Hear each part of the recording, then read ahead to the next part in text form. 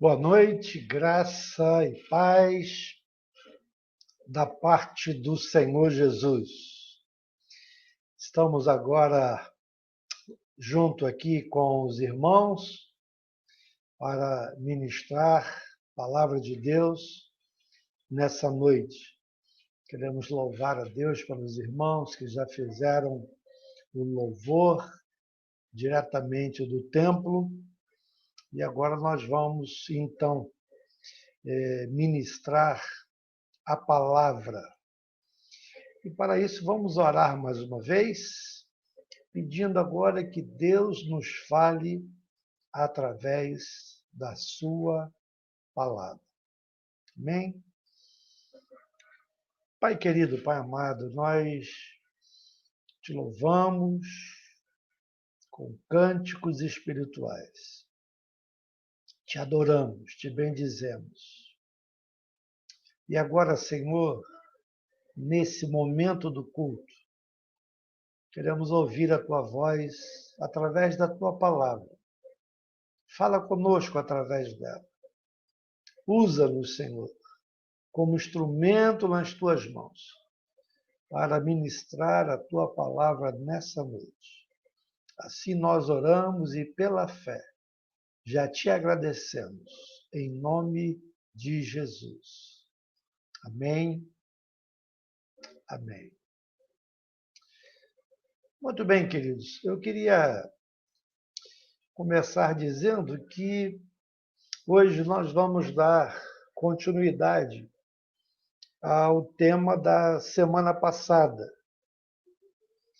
que fala de que Cristo é a fonte da verdadeira felicidade. Na semana passada, nós vimos que muitas coisas nesse mundo são buscadas pelos homens para que através delas tenham felicidade. Seja dinheiro, seja posição, seja fama, né? Sucesso de alguma forma, as pessoas buscam isso, porque acham que tendo essas coisas, nós vamos ser felizes. E na semana passada, nós terminamos falando do mito do que o dinheiro traz felicidade. E hoje a gente vai falar muito sobre isso também, porque como é que a gente pode chamar? É uma ilusão para muitas pessoas achar que se tivessem dinheiro, que se tivesse um carro melhor, uma casa melhor, um emprego melhor, seriam felizes. E eu quero, nessa noite, mais uma vez, te mostrar, à luz da palavra de Deus, não é? Que não há outra fonte de verdadeira felicidade, de verdadeira alegria, que não seja o Senhor Jesus. É isso que nós queremos compartilhar com você nessa noite, dando assim continuidade àquilo que falamos no domingo passado. Muito bem. Já que o dinheiro não traz aquela felicidade que muitos pensam, uma boa pergunta que nós poderíamos fazer seria a seguinte: como é que nós poderíamos viver, nós cristãos, como é que a gente pode viver sem sermos amantes do dinheiro? Sabe por que dessa pergunta? Porque a Bíblia diz que o amor ao dinheiro é a raiz de todos os males. Então, por isso que eu estou usando essa expressão, como cristãos, como nós poderemos viver sem ser amantes do dinheiro? Nós precisamos do dinheiro? Sim. O dinheiro é que a gente paga nossas contas, paga a nossa comida, paga o aluguel, paga as prestações, tá certo? O dinheiro é necessário.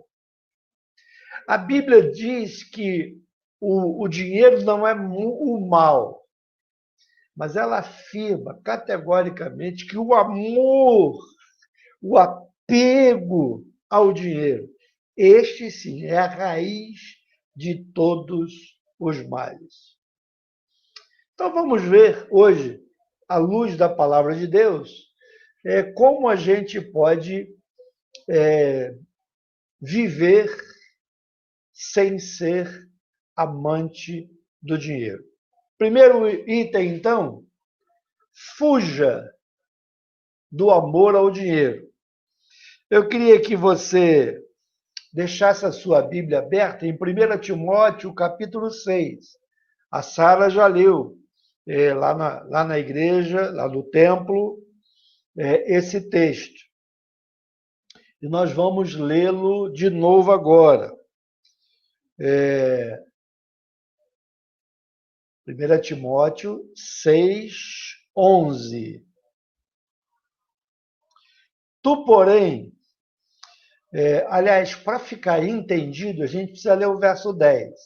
Dá uma olhada no verso 10, que tem a ver com aquilo que eu falei ainda agora. Porque o amor do dinheiro, olha aí, ó, porque o amor do dinheiro é raiz de todos os males. E alguns, nessa cobiça, se desviaram da fé e a si mesmos se atormentaram com muitas dores. Agora sim, o verso 11 que nós queremos meditar nele. Tu, porém, quem? Paulo está escrevendo a Timóteo, seu discípulo. Está escrevendo a um crente. Ele diz, tu, porém, ó homem de Deus, não só Timóteo, mas eu, você. Olha o conselho de Timóteo. Foge destas coisas. Que coisas, pastor? Do amor ao dinheiro. Verso 11 está relacionado com o verso 10. Antes, segue a justiça, a piedade, a fé, o amor, a constância, a mansidão.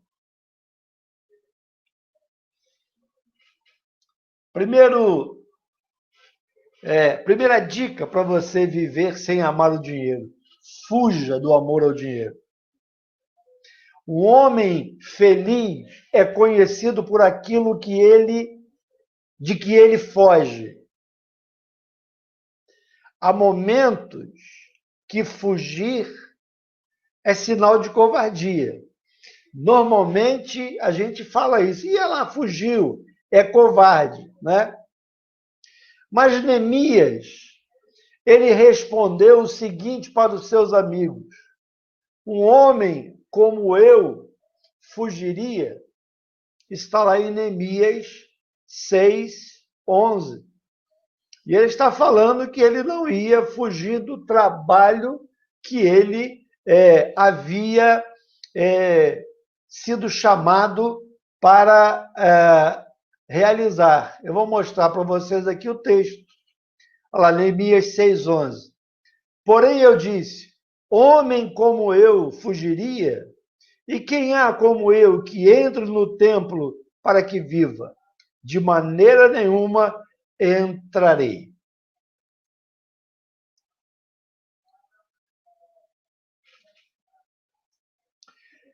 Agora, tem ocasiões que fugir é sinônimo de sabedoria e prudência. Tem horas que fugir é sinônimo de sabedoria e prudência. Lembram de José do Egito? Vou colocar para vocês aqui também o texto de Gênesis 39, 12. Então, a mulher de Potifar, ela o pegou pelas vestes e lhe disse para José, deita-te comigo. Ele, porém, deixando as vestes nas mãos dela, saiu, fugindo para fora. Há momentos em que fugir é sinal de sabedoria e prudência. Fugir do dinheiro, do amor ao dinheiro, é sinal de sabedoria e prudência. O próprio Davi, que era um valente, ele fugiu quando o rei Saul queria matá-lo. 1 Samuel 19:10, a gente pode ver isso lá. Olha aqui, ó. 1 Samuel 19:10. Procurou Saul encravar Davi na parede, porém ele se desviou do seu golpe, indo a lança ferir a parede. Então fugiu Davi e escapou. Olha que interessante, a Bíblia apresenta o rei Davi, além de ser um homem segundo o coração de Deus, ele é conhecido como valente. O homem que vencia 10 milhares, ele era um valente, mas há momentos em que é necessário fugir. E nessa hora nós vamos ver que Davi foge de Saul. É o que nós vimos aqui em 1 Timóteo 6,11. Tu, porém, ó homem de Deus, foge dessas coisas. Se você, de repente, se encontra fazendo a seguinte pergunta, presta atenção. Se, de repente, você dá conta que você está fazendo a seguinte pergunta, se eu tivesse isso ou aquilo, se eu tivesse uma casa melhor, carro mais novo, eu seria muito feliz. Paulo está dizendo, fuja desse pensamento. Fuja desse pensamento. Se por acaso, se você se encontra olhando para a propriedade de um ímpio, como no Salmo 37, né? E dizendo, se eu tivesse o que esse ímpio aí tem, eu seria muito mais feliz. Fuja desse pensamento. Já viu quando você está assistindo a televisão, aí você vê uma propaganda qualquer de algum produto, aí você pensa assim, se eu pudesse comprar esse produto, eu seria muito mais feliz.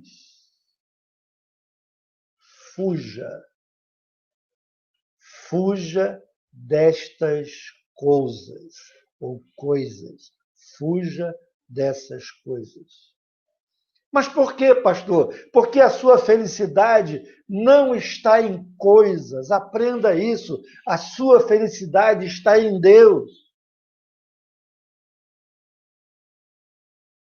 Nós poderíamos aqui afirmar que as pessoas mais felizes, elas chegam em casa sujas de graxa, de suor, cansadas de um dia de trabalho, mas com a certeza do dever cumprido.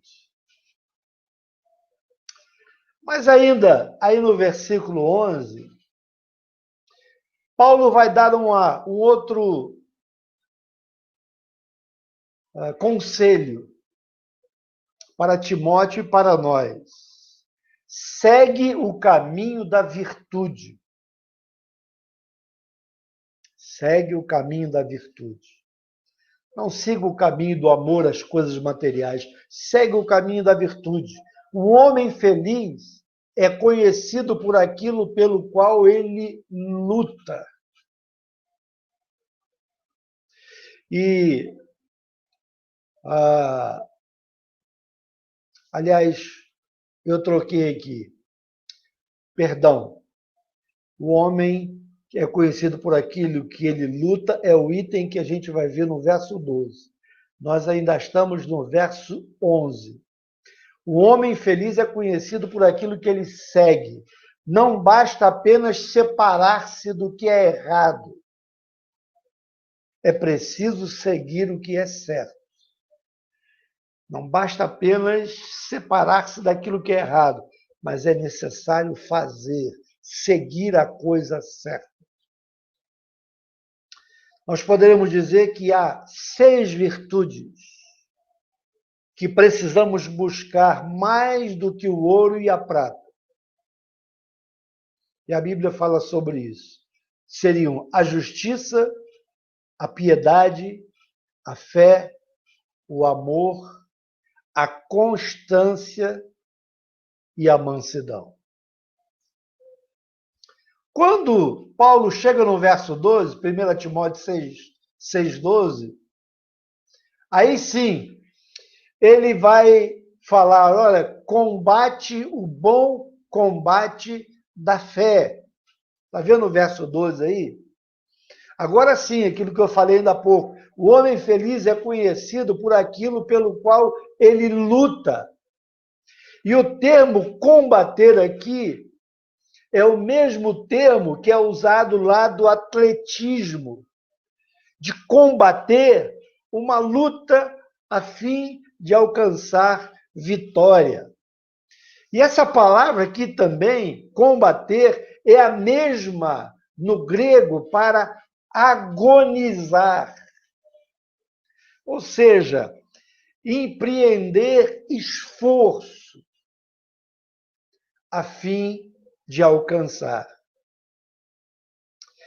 Entendemos que precisamos colocar toda a nossa energia em andar com Deus e fazer a obra de Deus. E, pensando nisso, nós poderemos vencer a tentação de fazermos as coisas erradas. Eu queria mostrar um texto aqui de 1 Coríntios 10, 13. 1 Coríntios 10, 13.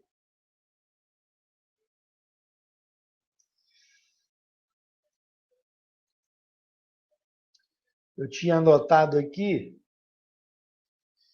mas... está aqui. Deixa eu pegar e colocar aqui para vocês. Só um minutinho. Eu já estou colocando aqui para vocês acompanharem comigo. Eu tinha colocado aqui, ele saiu, não sei por quê, né? Só para me atrasar aqui. Mas eu vou colocar ele aqui agora. Pronto, está aqui, ó. Esse é o texto de 1 Coríntios 10, 13. Nós estamos falando lá de tentação, de combater a guerra, de combater as lutas para permanecermos fiéis ao Senhor.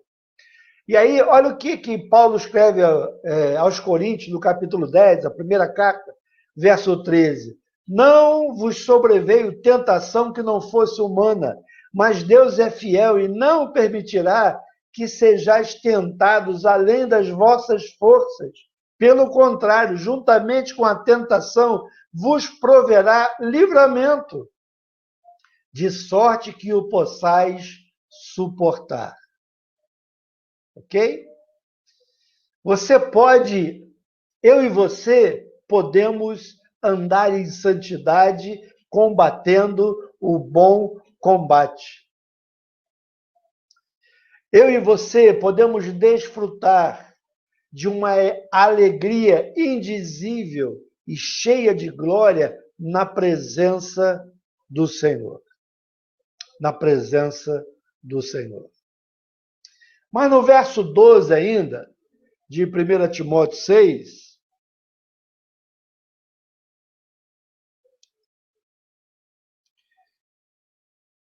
ele começa lá, combate o bom combate da fé, Olha o que ele vai dizer aqui agora. Toma posse da vida eterna. Toma posse da vida eterna. Você achou aí no verso 6?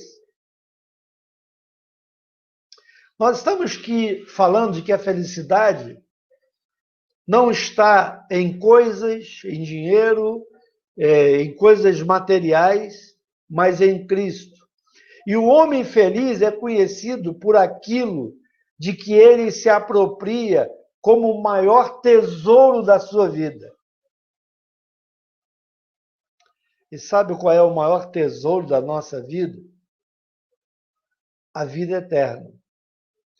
E Paulo diz: toma posse da vida eterna. Não uma vida de 60, 70, 80 anos, mas uma vida eterna. Toma posse dela, usufrui daquilo que você tem garantido por causa da morte, do sacrifício de Cristo Jesus.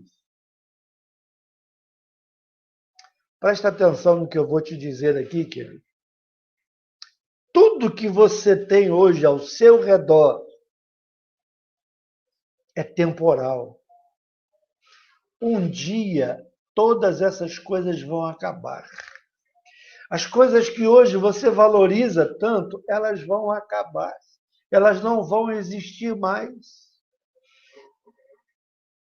Mas há algo que nós recebemos e que vai continuar depois dessa vida.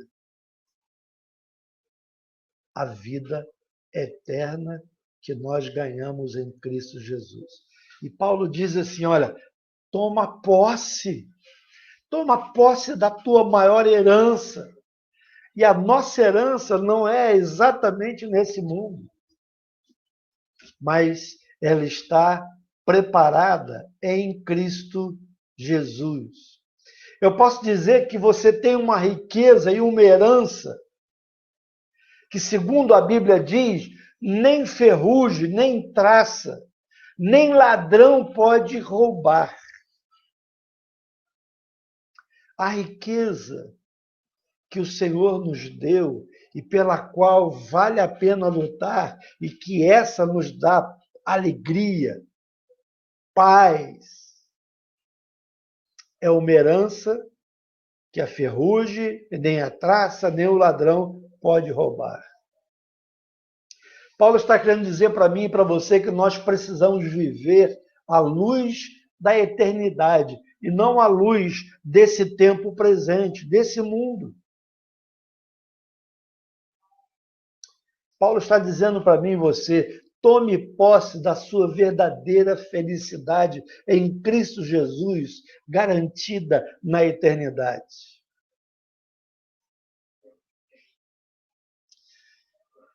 Hoje se fala muito em mito, e um outro mito em relação ao dinheiro é que o dinheiro pode dar segurança. E aí, se você olhar aí, nos versos 16 a 19, né?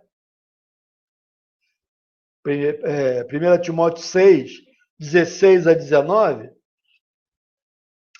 Paulo vai falar sobre isso, sobre esse mito de que o dinheiro pode dar segurança. Eu vou fazer aqui 6 perguntas a você. 6 perguntas, 6.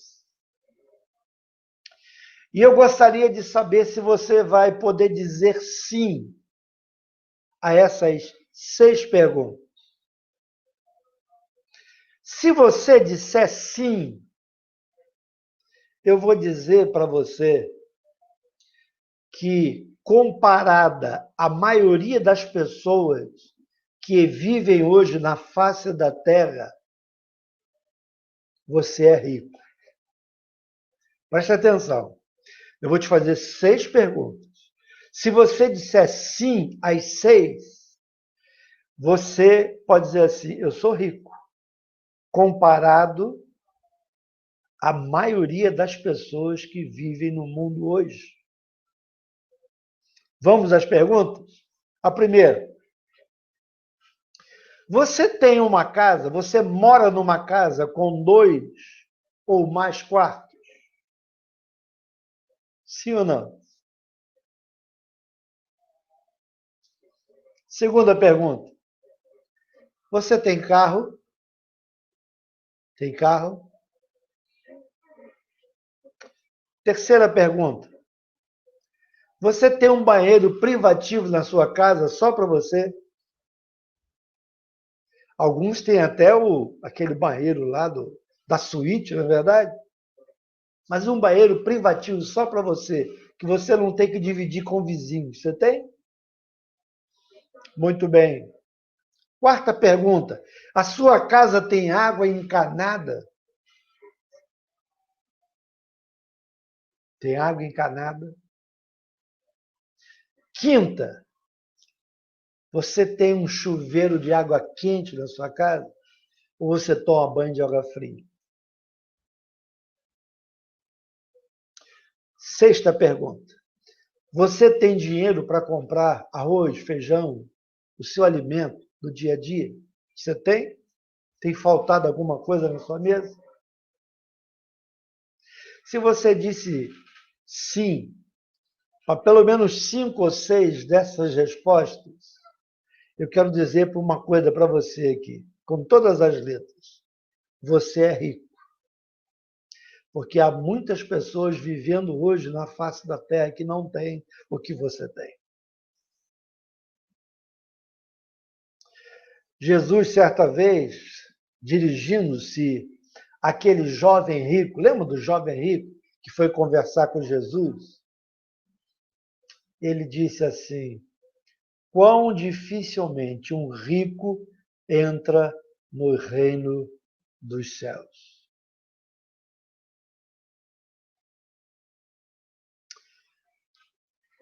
Como é que a gente pode ser rico e ser feliz?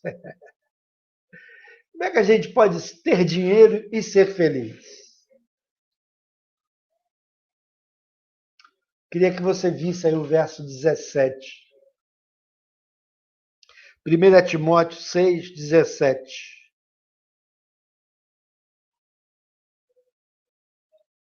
Olha só. Exorta os ricos do presente século que não sejam orgulhosos e nem depositem a sua esperança na instabilidade da riqueza, mas em Deus, que tudo nos proporciona ricamente para o nosso aprazimento.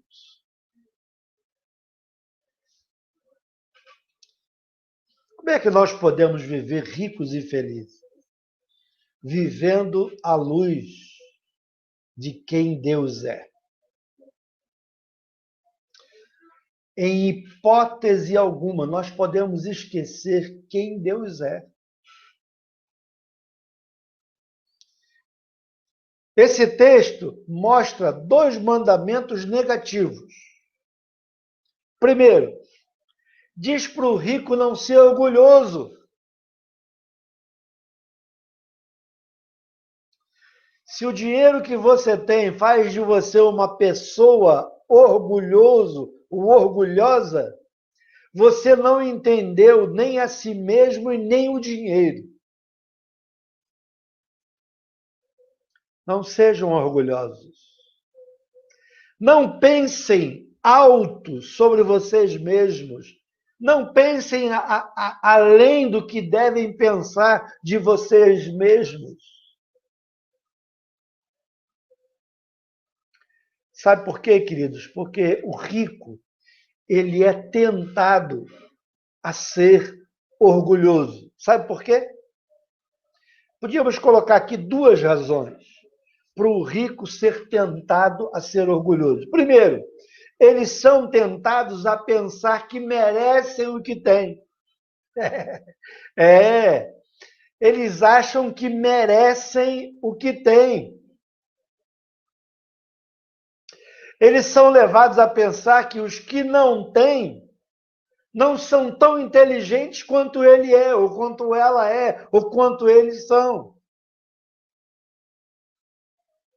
Mas a Bíblia, a palavra de Deus, ela nos diz que quem nos dá força para adquirirmos as riquezas é Deus. Há um texto aqui de 1 Crônica 29:10, eu queria mostrar para vocês.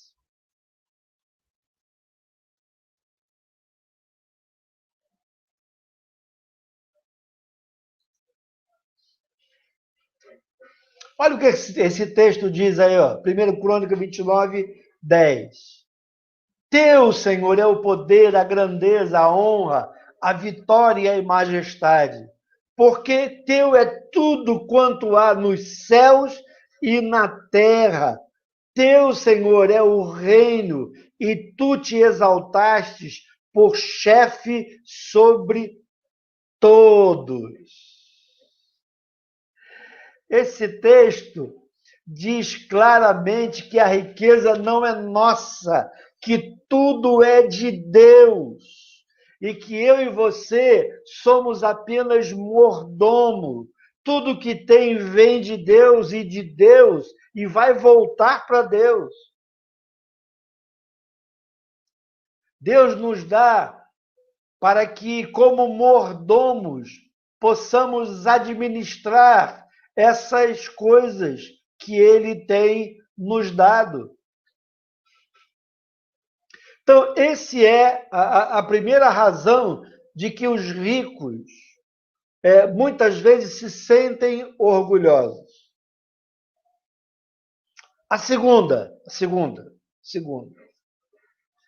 Os ricos são tentados a pensar que a riqueza concede poder. Eu sou rico, eu tenho poder. E é verdade, a riqueza dá uma certa ilusão de poder. A riqueza dá uma certa ilusão de poder.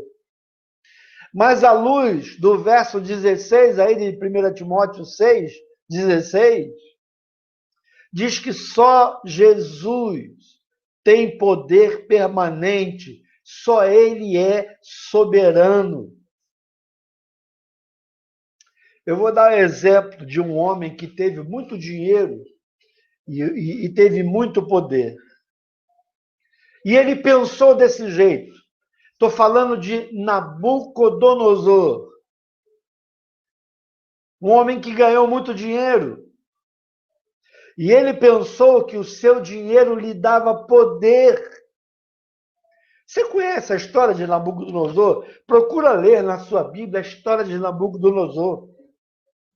Quando ele se orgulhou que ele era muito poderoso, que ele tinha muito dinheiro, que ele tinha muito poder, a Bíblia diz que Deus o tirou do trono e fez ele se transformar num bicho, num animal. Ele começou a se orgulhar e achar que ele era o cara. Aí Deus disse: ah, é? Espera aí. E se você ler a história de Nabucodonosor, aí você vai ver que depois ele se arrepende, que depois ele reconhece que Deus é que tem todo o poder e que nós somos apenas mordomo. Aí Deus muda a história dele. Queridos, o verso 17 também diz que os ricos não devem depositar a sua esperança, presta atenção nessa palavra, na instabilidade da riqueza. Instabilidade é algo que não é estável, é instável. O dinheiro não dá nem felicidade e nem segurança. Paulo chega a ridicularizar essa ideia de que o dinheiro possa dar segurança. Ele diz que a riqueza é instável. Olha o que vai dizer, queria que você abrisse aí, eu vou abrir também aqui na minha Bíblia, Provérbios 23, 5. Provérbios 23, 5. Esse eu não separei. Provérbios 23, 5. Acharam aí? Olha o que diz Provérbios 23, 5. Porventura, fitarás os olhos naquilo que não é nada? Pois certamente a riqueza fará para si asas, como a águia que voa pelos céus.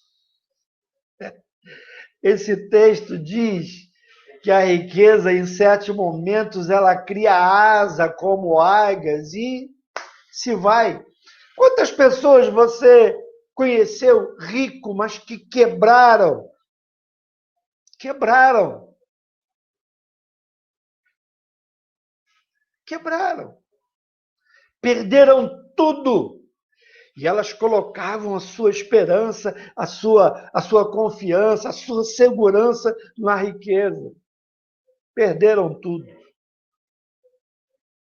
Jesus falou do rico insensato que disse para a sua alma, lembra? Isso está em Lucas 12, de 13 a 21.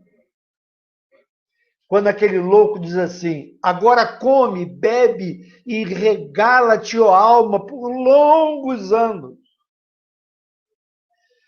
E ele ouve a seguinte voz, louco, esta noite te pedirão a tua alma, e o que tens preparado, para quem será?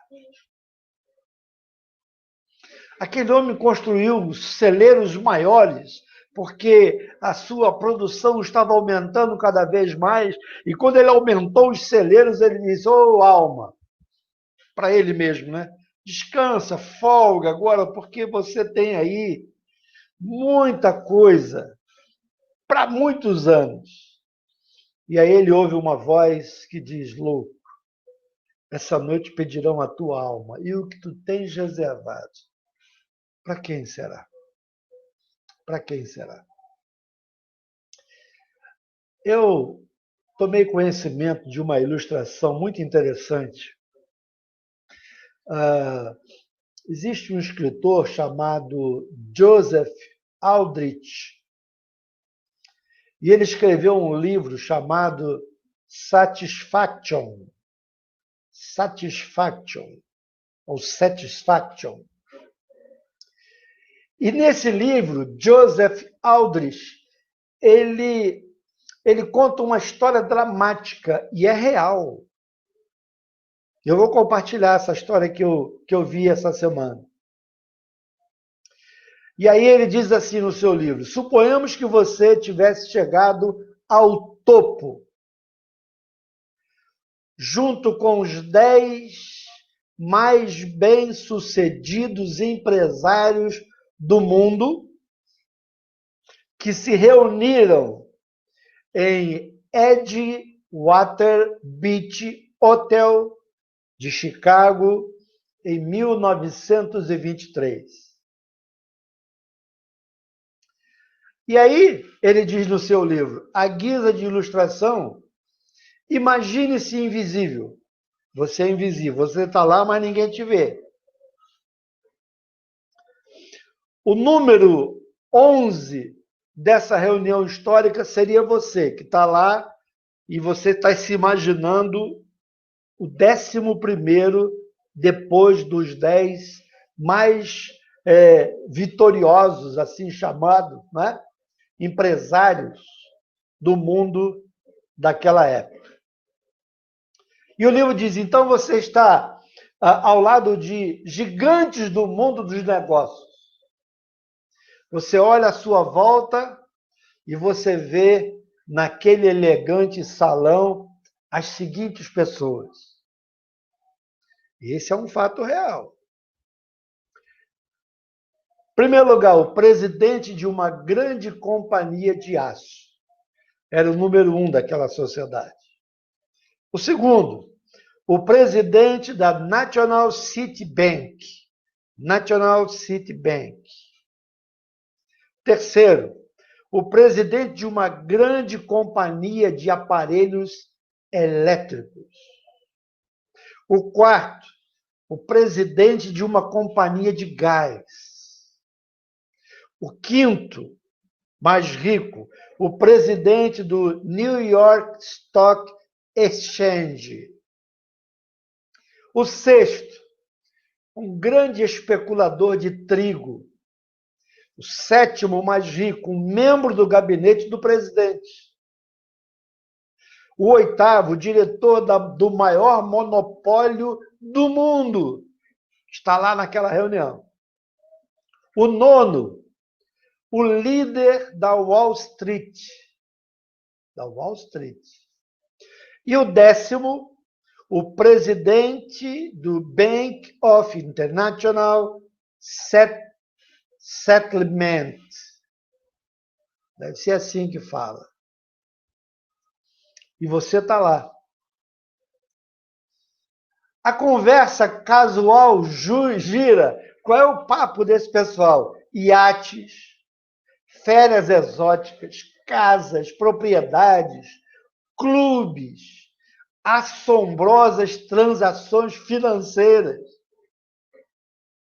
Parece que esses homens acharam a mina, são donos do mundo. Eles não precisam se preocupar com coisa alguma. Eles têm tudo e muito mais.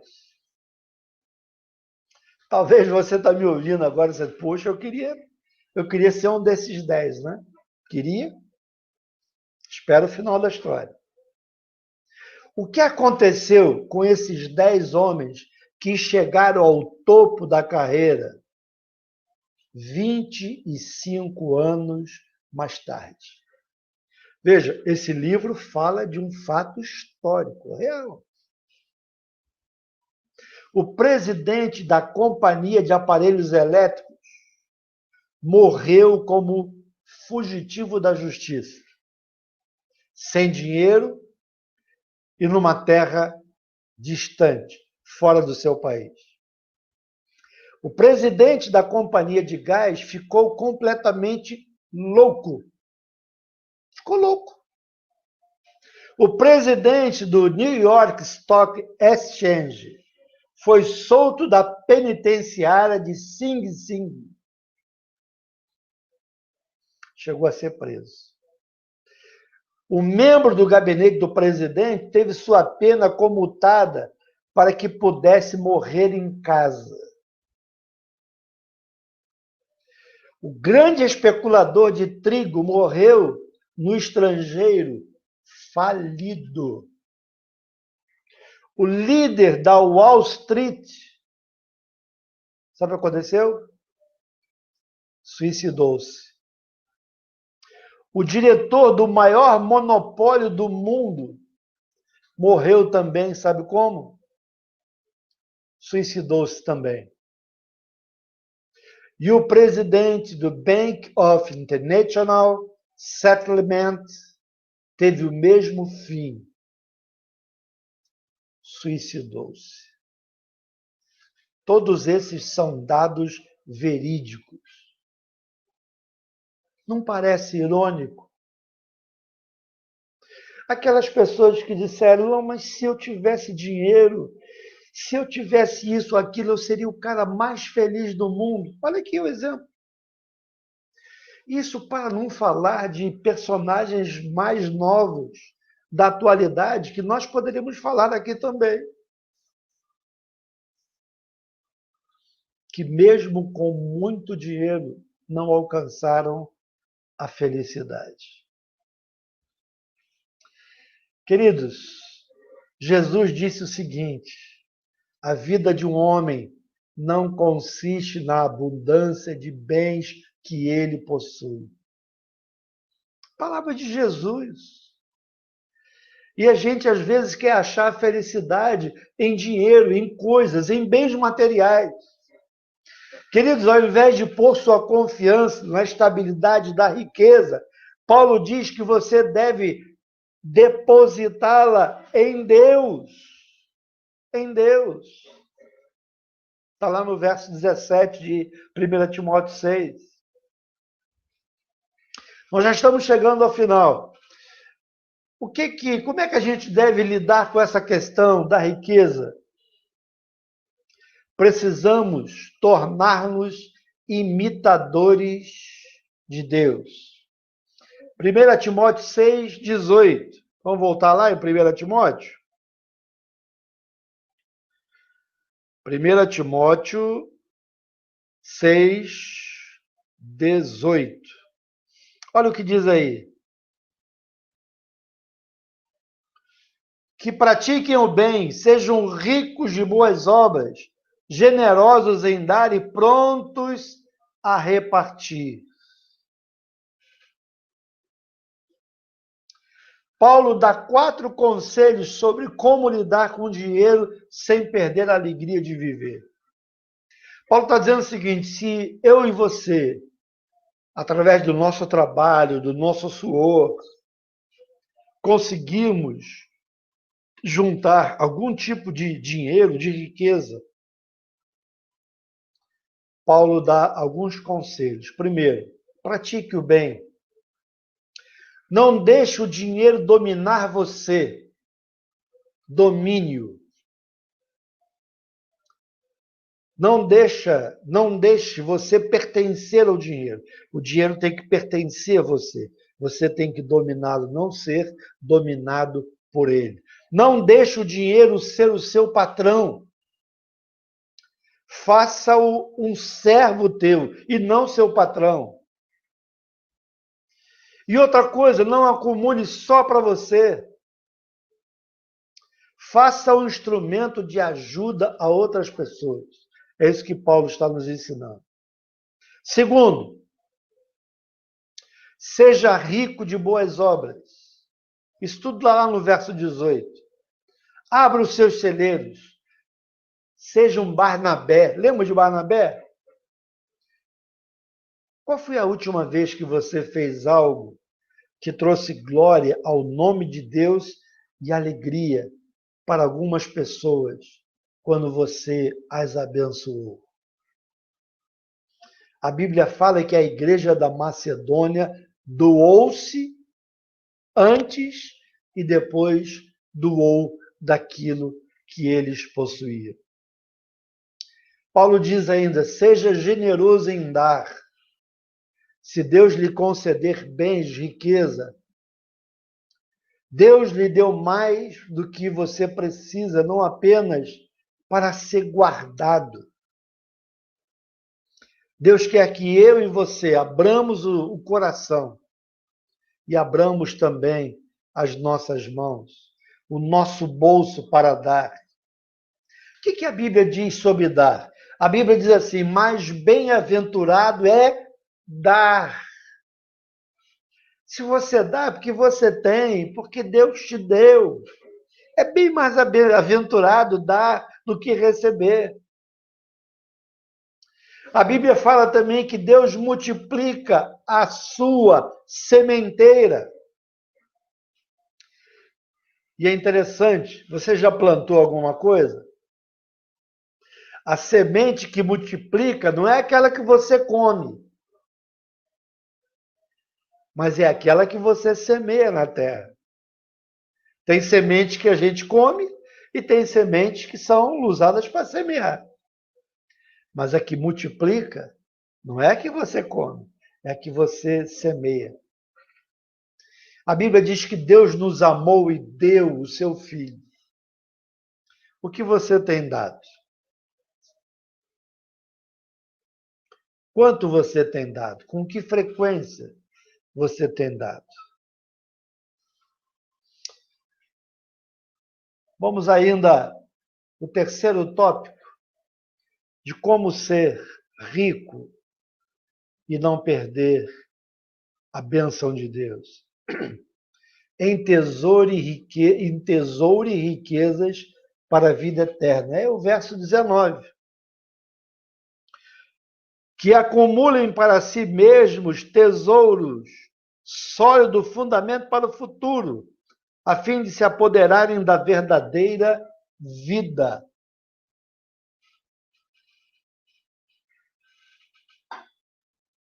Entesourem para a vida eterna. O que você dá e distribui, é isso que você tem. O que você retém é isso que você perde. O que você semeia é o que você colhe. Você semeia coisas materiais e colhe dividendos espirituais. Você semeia coisas temporais e colhe bênçãos eternas. Lembra daquele homem rico da parábola de Jesus? Ele não cuidou de Lázaro, que estava com fome e cheio de chagas na porta dele. Mas lá no inferno, ele se lembrou de Lázaro. Mas lá já era tarde. Concluindo, queridos, Jesus disse que a vida de um homem não consiste naquilo que ele possui. Jesus disse mais: o que adianta o homem ganhar o mundo inteiro e perder a sua alma? E outra frase de Jesus: não podeis servir a Deus e às riquezas. Por isso, queridos, a maneira de eu e você, de nós lidarmos com o dinheiro, reflete quem somos aqui internamente. Será que nós pertencemos a Deus? Será que nós confiamos em Deus? Para fazer isso que Paulo escreve aqui a Timóteo? Em quem você confia? Em Deus ou na riqueza ou no dinheiro? Você tem tido alegria em dar, em abençoar pessoas? Você tem aumentado as suas ofertas? Tem pedido a Deus para multiplicar sua sementeira, para você ajudar mais pessoas? Interessante, você pode pedir para que Deus multiplique a sua sementeira para que você ajude mais pessoas. Muitas pessoas não entenderam. Às vezes, Deus nos dá oportunidades de ganharmos um dinheiro bom e esquecemos de que nós somos mordomos, que aquele dinheiro não é nosso e que Deus nos deu e às vezes precisamos abençoar pessoas. Por isso eu queria concluir essa palavra dizendo que a verdadeira felicidade não é trazida através de coisas materiais, através do dinheiro, das riquezas, da segurança, da falsa segurança que esse dinheiro possa trazer para mim e para você. A verdadeira alegria do homem está no Senhor Jesus. Ele é capaz de trazer-nos a verdadeira alegria. Paulo, ele diz o seguinte: aprendi a viver contente em toda e qualquer circunstância. Sei estar suprido de tudo e sei estar com falta de tudo. Independente das situações, Paulo sabia em quem ele depositava a sua confiança. E você? Que essa palavra possa ter abençoado seu coração. Cuidado. Cuidado com a riqueza. Hoje nós aprendemos que ter dinheiro, que ser rico, não é pecado. Mas se nós começarmos a idolatrarmos e amarmos nosso dinheiro, nossos bens, as nossas posses, aí sim estaremos fazendo do nosso dinheiro, dos nossos bens, o nosso ídolo. E Deus abomina a idolatria. Se ele não ocupar o primeiro lugar na nossa vida, ainda que seja o segundo, o segundo lugar não cabe a Deus. Ele só cabe no primeiro lugar. Vamos orar? Pai querido, Pai amado, obrigado por essa palavra, Senhor. Essa palavra que nos ensina a lidar com bens materiais, a lidar com dinheiro, a não depositar a nossa confiança no amor ao dinheiro, na ganância de muito, de ter coisas, como se ao ter essas coisas, elas nos trouxessem felicidade. Tua palavra diz que feliz é o homem que teme ao Senhor e que anda nos teus caminhos. Oh Deus, há tantas promessas para aqueles que esperam em Ti, para aqueles que andam em Ti. Abençoa, Senhor, a cada um daqueles que nos ouviram nessa noite ministrando essa palavra. E que, ó Deus, essa palavra possa encontrar guarida no nosso coração. Que à luz da palavra de Deus possamos aprender a lidar com o dinheiro, com as coisas materiais. E que possamos colocá-las todas nas tuas mãos. Que possamos entender que elas te pertencem e que elas estão nas nossas mãos apenas para ser administradas por nós como mordomo, mas elas te pertencem. Que possamos sempre ter esse ensinamento por princípio da nossa vida. Assim nós oramos em nome de Jesus. Amém. Amém. Vamos voltar lá para o nosso templo e vamos passar aí o louvor para que eles estejam aí fazendo o encerramento do culto. Deus abençoe. Uma boa noite.